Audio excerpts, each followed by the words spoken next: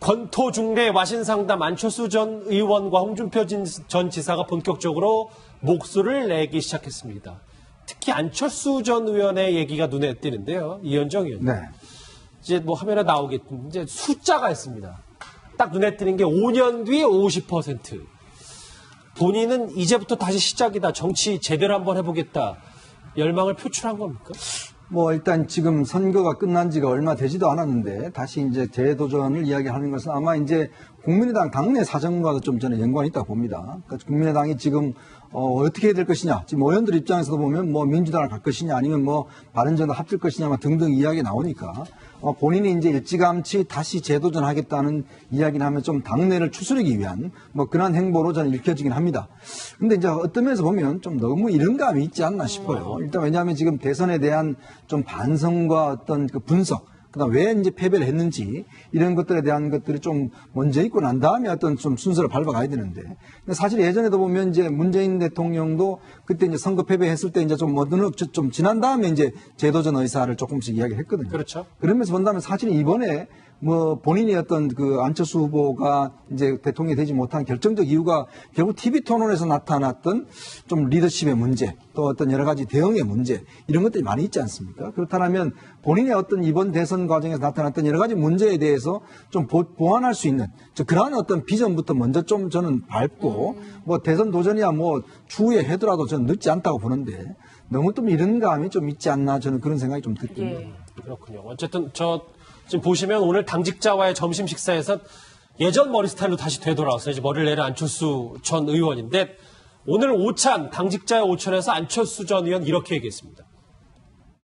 이번 대선을 통해서도 승자 독식의 대선이지만 우리가 전 세대에 걸쳐서 거의 고른 20% 정도의 지지를 받고 전 지역에 걸쳐서도 거의 20% 전후로 고른 지지를 받는 그런 의미 있는 성적을 냈습니다.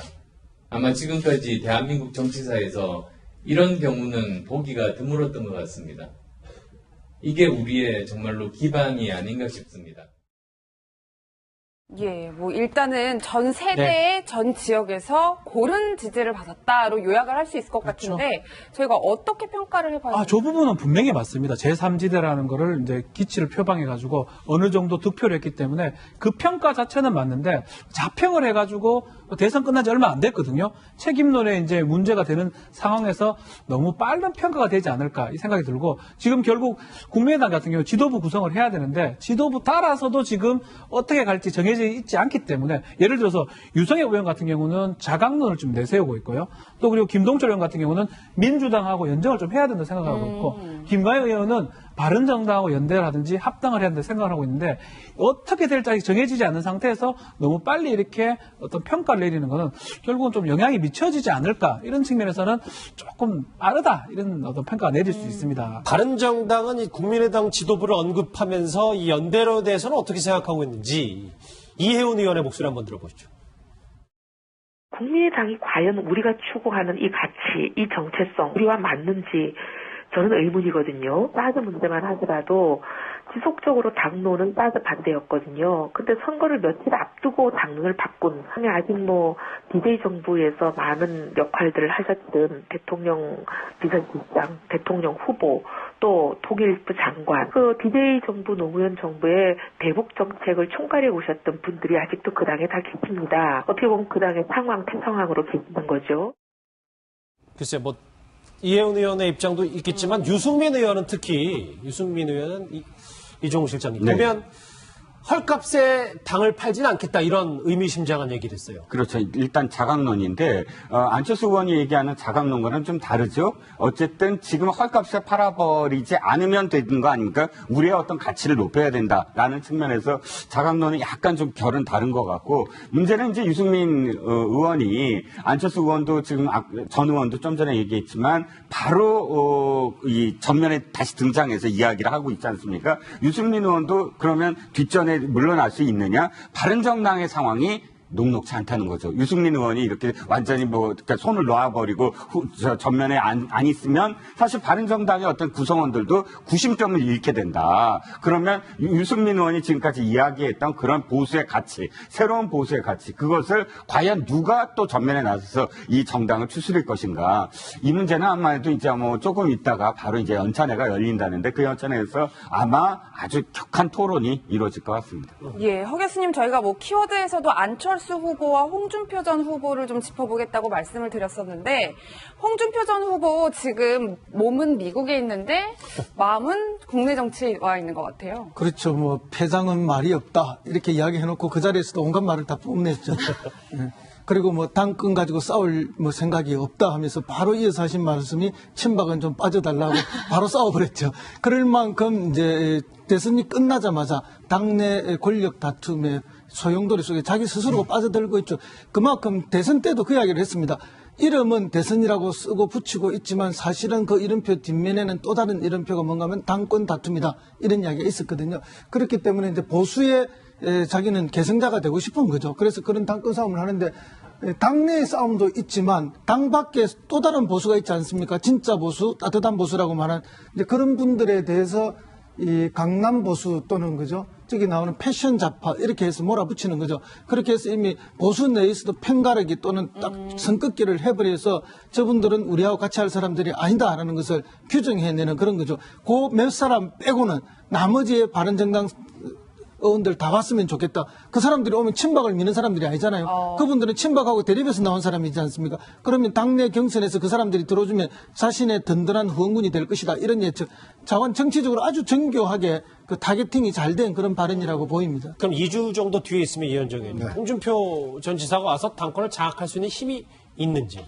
근데 이게 지금 이제 논란이 결국 이제 당내 세력이 어차피 전당대회는 이제 당원들의 어떤 투표로 이루어질 텐데 지금 당내 과연 이제 세력이 있냐는 게 문제죠. 왜냐하면 홍준표 전 후보 같은 경우는 당내에 자기가 좌파 의원이 한 명도 없을 정도고 이번에 이제 바른정당 의원들 12명 입당하긴 했습니다만은 지금 그 지역에 조직체에 딴 사람들 임명이 돼 있어요. 그렇죠. 실제 그렇다 보니까 지금 조직 자체가 지금 없는 상황입니다. 그러니까 지금은 이제 기대할 것은 뭐냐면 옛날에 친박하다가 아니면 좀 덜 친박하다가 온 분들 이런 분들을 좀 끌어당겨서 자기 개파를 지금 만들어야 되는 그런 상황이거든요. 그렇지 않고서는 힘듭니다. 그렇기 때문에 제가 볼 때는 아마 빠른 시간 안에 귀국을 하실 것 같아요.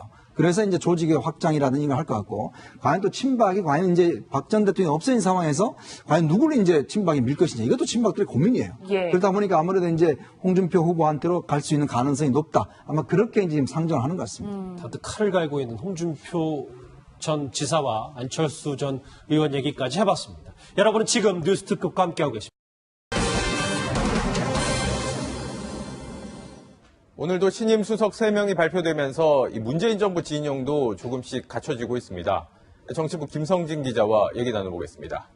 김 기자, 오늘 북한이 미사일 도발을 감행하기도 했고 지금 한반도 상황이 굉장히 어려운데 지금 주요국들에 보낼 문재인 정부의 특사도 궁금한데요. 오늘 좀 윤곽이 나왔습니까? 네, 정치권에서 취재한 결과 조금씩 윤곽이 어느 정도 확정이 된 것으로 보여집니다. 그래서 아직까지 내일 조만간 발표를 하겠지만 지금 보시는 것처럼 5강 특사가 곧 5강에 파견될 것으로 이렇게 보여지고 있습니다. 네. 일단 미국 같은 경우에는요. 홍석현 전 중앙일보 회장, 그리고 중국은 이해찬 전 총리, 일본은 문희상 전 국회 부의장, 네. 러시아는 송영길 전 의원, 유럽연합은 조윤재 서강대 교수가 파견될 것으로 그렇게 알려지고 있습니다. 마찬가지로 각자의 그 국가에 상당한 인연이 있는 인물들이거든요. 그렇군요. 꽤 자유져 있고요. 홍석현 회장 같은 경우에는 주미대사를 했었고요. 네. 이해찬 전 총리 같은 경우에는 과거 노무현 정부 때 중국에 특사로 간 적이 있던 또 경험이 있습니다. 그리고 문희상 송영길 의원은 일본과 러시아 의원 연맹이라든가 거기서 회장으로 활동을 하고 있고요. 네. 그리고 조윤재 교수 같은 경우도 주영 대사를 하면서 유럽 연합 쪽에 상당한 인맥을 갖추고 있는 것으로 영국에서 대사를 지낸 분이고요. 네, 그렇게 알려져 있습니다. 그래서 지금 녹록치 않은 4강 한반도를 둘러싼 녹록치 않은 상황 속에서 새 정부의 어떤 비전과 앞으로 또 문재인 대통령의 그런 여러 가지 생각들을 직접 전달할 것으로 그렇게 전해지고 있습니다. 예, 지금 이 특사들의 면면도 좀 살펴봤는데 지금 문재인 정부 하루하루 지날수록 이 문재인 정부의 사람들이 드러나고 있어요. 좀 특징을 잡을 만한 게 있을까요? 네, 그렇습니다. 과거에는 처음에 정부가 들어섰을 때 인사 코드를 3글자로 설명하곤 했습니다. 네. 네, 보시는 것처럼 이명박 정부 때는 고소영 해서 고대와 소망교회, 영남 인맥들이 또 주류를 이뤘었고요. 네, 그랬었죠. 그리고 박근혜 정부 때는 성시경이었습니다. 그래서 성균관대와 그리고 고시 출신, 그리고 경기고 인맥들이 주류를 이뤘었습니다. 네, 주로 유명인들의 이름을 따서 이렇게 네. 약어로 했던 거죠.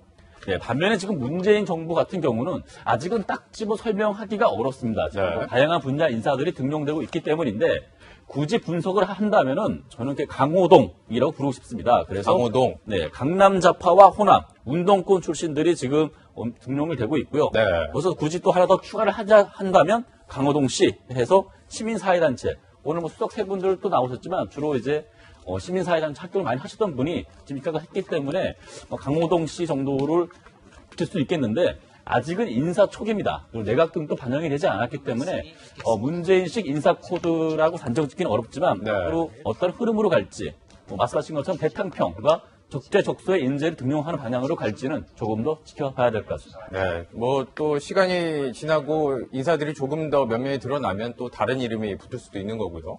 네.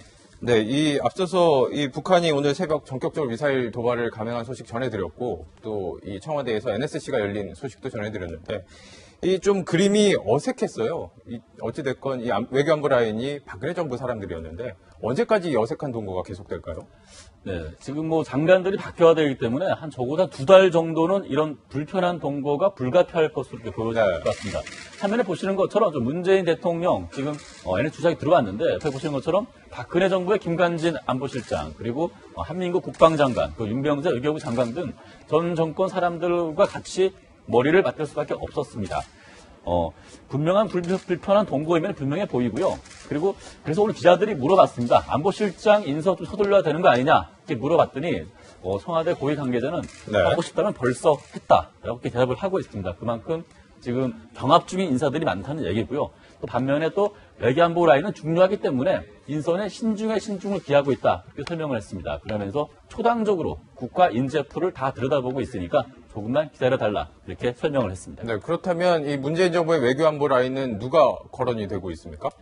네, 지금 또 포로 보시는 것처럼 현재는 지금 김관진 국가안보실장이 지금 사역타를 맡고 있는데 지금 이 전체 표에서 예전에 청와대에 있는 직제에서 외교안보 수석이 있었습니다. 네. 외교안보 수석이 없어지면서 이 안보실 밑으로 흡수가 된 상황이거든요. 네. 그래서 지금 그만큼 더 외교안보실장과 각 차장들의 역할이 중요한데 현재 거론되는 인사로는 정의용 전 대사, 제네바 대사와 그리고 문재인 연세대 문정인 연세대 명예교수 등이 거론이 되고 있는데 하마평에는 오르고 있습니다. 근데 박근혜 정부 당시에는 지금 전임인 김장수 실장 그리고 현임 김관진 실장까지 군 출신들이 등용이 됐습니다. 네. 하지만 문재인 정부에서는 외교라인, 외교관 출신들이 등용될 가능성이 커 보이고요. 그만큼 이제 무게추도 대결을 위한 군사 전문가보다는 4대 강국 간의 네. 외교를 통해서 태법을 풀어볼 수 있는 그런 방향성이 제시되지 않을까 그렇게 보여지고 있습니다. 네, 이